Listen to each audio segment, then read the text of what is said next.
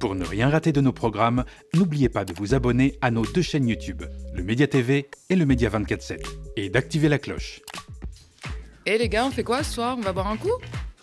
Attends, je vais regarder les comptes là, parce que c'est pas... Ah, moins 150. Ah ouais, j'avoue, moins 50, mais... Moi, je suis interdit bancaire. Ouais, c'est chaud.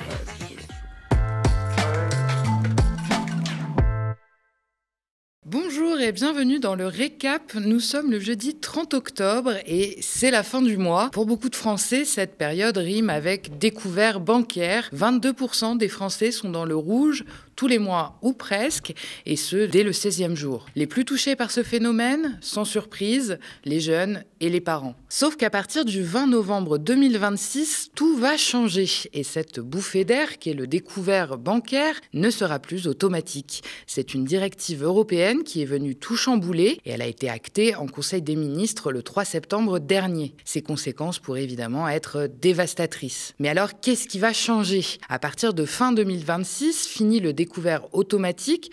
Au-delà de 200 €, il faudra faire une demande à l'avance à son banquier. Ce dernier épluchera alors en détail nos comptes, examinera nos revenus et additionnera nos charges. Objectif, vérifier que le total ne dépasse pas 30% du salaire net. Vous savez, c'est la même règle qui s'applique lorsqu'on demande un crédit.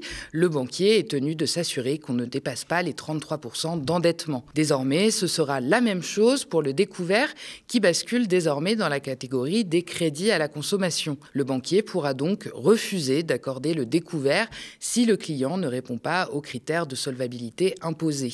L'objectif affiché par Bruxelles est de lutter contre le surendettement. Et concrètement, une personne touchant 2 000 € net par mois ne devra pas dépasser 600 € de charges fixes, c'est donc le loyer, les crédits, les factures, le tout cumulé, pour espérer pouvoir obtenir un découvert. Problème, selon l'Observatoire des inégalités, un quart des salariés français gagnent moins de 1 750 € net mensuels. Pour eux, la marge de manœuvre sera donc quasi inexistante. Avec un loyer moyen de 700 € et quelques factures ajoutées, le fameux seuil des 30% est déjà pulvérisé avant même d'avoir rêvé d'un découvert. Et tout ça, c'est révoltant. Même Pascal Praud en est tombé de sa chaise. Personne n'a réagi, sauf Jean-Luc Mélenchon.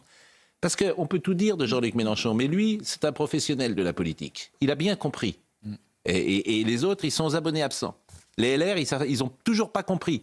C'est un truc... Mais les gens, je ne veux pas dire les gens ne parlent que de ça, mais si les LR s'intéressaient un petit peu à leurs électeurs, ils sauraient que c'est un sujet très important. Plus de découvert, c'est pas rien. C'est à partir de 2026. Mais évidemment, ils préfèrent parler d'autre chose. Ça devrait être un combat pour la classe politique. Et le seul qui dise quelque chose, c'est Jean-Luc Mélenchon. Ça devrait être de la compétence exclusive des nations. Mais en fait, tu ne décides plus rien. Ouais. Voilà. Même sur ton compte bancaire, tu ne décides plus. C'est te dire, et le PS s'est abstenu, et même le RN, je ne sais pas pourquoi le RN s'est abstenu là-dessus, au Parlement européen, ce qui fait que c'est voté. C'est fini maintenant. Alors effectivement, comme l'a souligné Pascal Praud, la France insoumise n'a pas tardé à monter au créneau face à cette nouvelle réglementation. Mathilde Panot, la présidente du groupe LFI à l'Assemblée nationale, a même annoncé hier le dépôt d'un projet de loi pour contrer l'ordonnance du gouvernement. On l'écoute. Nous annonçons, nous, aujourd'hui, que le groupe parlementaire insoumis déposera une proposition de loi pour abroger la partie de l'ordonnance qui a été signée par Macron, qui concerne les découverts bancaires, en interdisant ainsi de ne pas pouvoir les faire sans passer par un banquier. Et nous déposerons un second article dans cette proposition de loi qui concernera l'encadrement des frais bancaires et notamment des AJO, sur lequel nous avons déjà fait plusieurs propositions de loi, notamment dans notre niche parlementaire. Alors cette directive européenne, elle n'arrive pas de nulle part, elle découle d'un long processus d'abord européen, puis français, que Clémence Guettet a retracé sur le plateau de RMC ce matin. Ça part d'une directive européenne qui visait à protéger les consommateurs vis-à-vis des crédits à la consommation, notamment avec pas mal de mesures de transparence, d'information, etc. Parce qu'en gros, les petites lignes aujourd'hui, c'est très compliqué à comprendre. Il y a des astérix et on ne comprend pas tout. Exactement, et ça pousse beaucoup de gens à du surendettement. Donc on avait voté pour au Parlement européen, et puis ensuite, ça passe dans un projet de loi d'habilitation à l'Assemblée nationale qu'on a combattu. On avait déposé un amendement de suppression, la France insoumise, qui a été rejeté. voté. Et on a voté contre cette loi. Je précise quand même que le Rassemblement national et le Parti socialiste s'étaient abstenus. Et c'est grâce à ça que cette loi est finalement passée. Et puis ensuite, il y a une ordonnance de M. Macron, parce que quand même le président de la République a une responsabilité, où il choisit de surtransposer cette directive. Non, il n'était pas obligé. Et donc, de créer cette mesure d'interdiction des découvertes. Et il faut le préciser ce matin, dit que ce point-là est faux, qu'il n'y a pas eu d'ordonnance et qu'il n'y a pas eu de surtransposition, comme vous dites, de la directive. Il y a une ordonnance en septembre 2025 et c'est bien pour ça que tout le monde découvre cette mesure aujourd'hui et la dénonce et dit quelle injustice ça peut créer. Face aux conséquences qui s'annoncent désastreuses pour une grande partie des Français, la France insoumise veut tout faire pour empêcher la catastrophe et donc faire annuler la mesure via une proposition de loi, comme l'a annoncé Mathilde Panot hier. Dans une note de blog, Jean-Luc Mélenchon dénonce une violence digne de l'ère de maltraitance dans laquelle nous vivons. À la clé, une infantilisation insupportable des rapports humains avec ceux qui vérifieront le bien fondé des dépenses. Encore une fois, ce sont les travailleurs pauvres et les mamans solo populaires qui sont touchés. Toujours sur le plateau de RMC, Clémence Guettet dénonce elle aussi ce changement de réglementation. Elle rappelle que le découvert est avant tout un matelas de sécurité pour beaucoup de Français dont les revenus ne permettent pas de faire face aux aléas de la vie. Ça va être extrêmement compliqué parce que les gens n'auront plus cette marge de manœuvre. Là, on parle d'un arrêt de travail, ça peut être aussi se retrouver au chômage tout d'un coup, ou ça peut être ce que je vous disais, c'est-à-dire des situations encore plus courantes, j'ai envie de dire, un problème.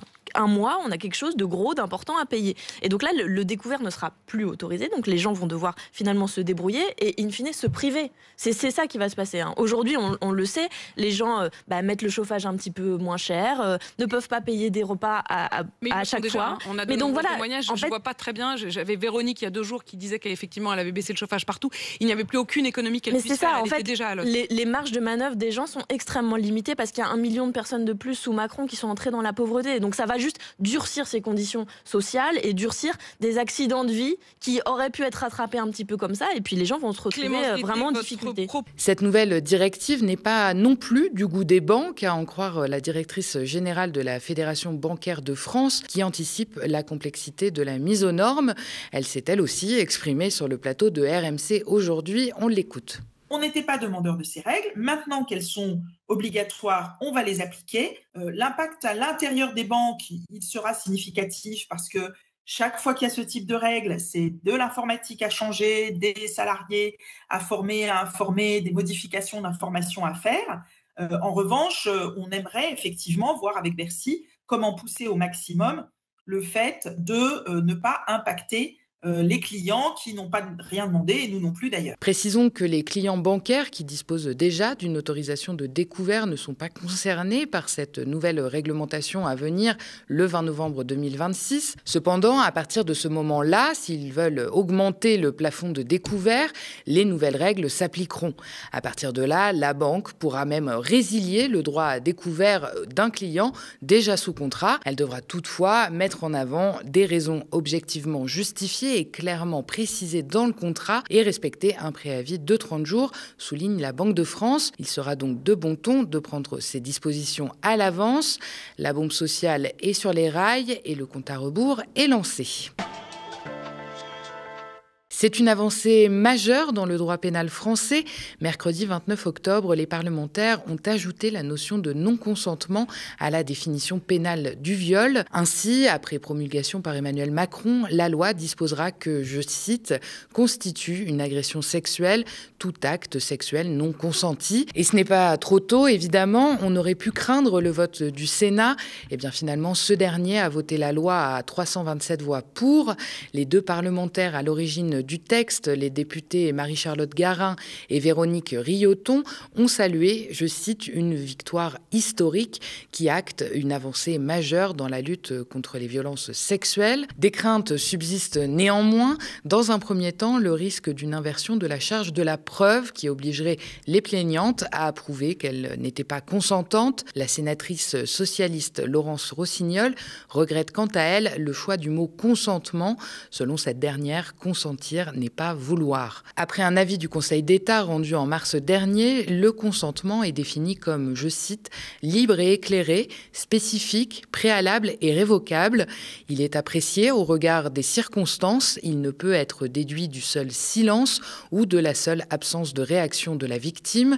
Il n'y a pas de consentement si l'acte à caractère sexuel est commis avec violence, contrainte, menace ou surprise, quelle que soit leur nature. On poursuit avec une actualité particulièrement préoccupante. Selon les chiffres du collectif Les Morts de la rue, 912 personnes sans domicile fixe sont mortes l'an dernier, soit 86 de plus qu'en 2023. En 13 ans, le nombre de morts a plus que doublé. Toujours selon le collectif, ces 912 personnes avaient 47 ans en moyenne, soit 32 ans de moins que l'espérance de vie moyenne en France. Les hommes représentent 82% de ces décès, mais la part des femmes, 13%, est en hausse. 4% des décès concernent des moins de 15 ans, un doublement par rapport à la période 2012-2023. En parallèle, la Fondation pour le logement estime à 350 000 le nombre de personnes sans domicile fixe en France hexagonale, ce qui représente le double par rapport aux chiffres de 2023. Le collectif explique, je cite, « Cette augmentation par rapport à 2023 s'inscrit dans une tendance continue de hausse depuis 2012 où 413 décès avaient été recensés ». Et on termine avec l'international et une nouvelle qui pourrait rappeler les plus mauvaises heures de la guerre froide. Donald Trump a ordonné à son ministère de la Défense de commencer à tester les armes nucléaires des États-Unis. Le pays de l'oncle Sam n'avait plus mené de tels tests depuis 33 ans. Le président américain voudrait mettre son pays sur un pied d'égalité, je cite, avec ses concurrents chinois et russes. Il a notamment déclaré sur son réseau social, je cite, « En raison des programmes d'essai menés par d'autres pays, j'ai demandé au ministère de la Guerre de commencer à tester nos armes nucléaires sur un pied d'égalité. Ce processus commencera immédiatement. » Du côté russe, on se félicite de l'essai final réussi du missile de croisière à propulsion nucléaire qui serait d'une portée illimitée et capable de tenir en échec quasiment tous les systèmes d'interception. D'autres essais, ceux d'un drone sous-marin Poséidon, ont été annoncés par Vladimir Poutine, une attitude jugée inappropriée par Donald Trump qui invite son homologue russe à se concentrer plutôt sur la fin de la guerre avec l'Ukraine.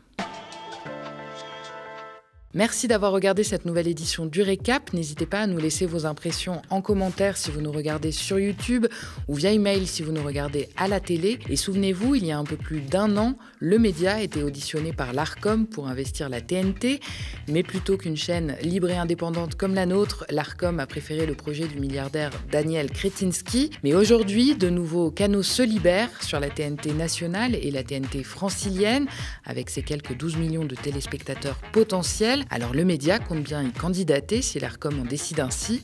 Et comme toujours, nous porterons un projet commun avec nos camarades médias indépendants qu'ils désirent. Si ce projet vous intéresse et que vous voulez nous soutenir, signez et faites signer notre pétition sur tntdesindés.fr pour une TNT libre, ouverte et démocratique. Et si vous voulez plus largement nous aider à produire une information libre et indépendante, n'hésitez pas à vous abonner aux médias ou à faire un don sur notre site internet ou simplement à parler de nous autour de vous et à nous suivre sur les réseaux sociaux. Et n'oubliez pas, en attendant la TNT, retrouvez-nous sur nos 2 chaînes YouTube, Le Média et Le Média 24/7, pour ne rien rater de nos programmes. Très bonne soirée sur Le Média.